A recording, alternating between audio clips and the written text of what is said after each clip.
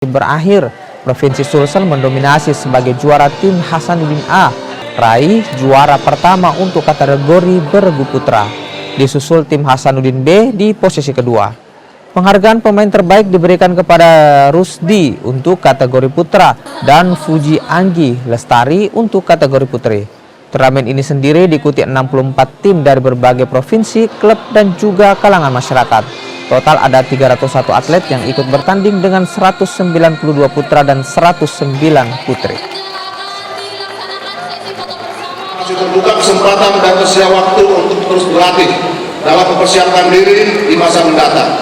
Karena bila setiap atlet dan prajurit TNI serta Polri melakukan evaluasi dan dirasa terdapat penurunan prestasi pada event ini, sudah sepatutnya segera dijadikan potret diri untuk berlatih lebih keras guna meraih prestasi terbaik di tahun berikutnya.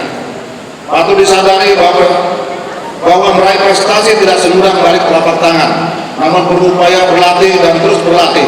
Pepatah mengatakan tidak ada jalan lunak dalam meraih prestasi dan tidak ada jalan mudah meraih harapan.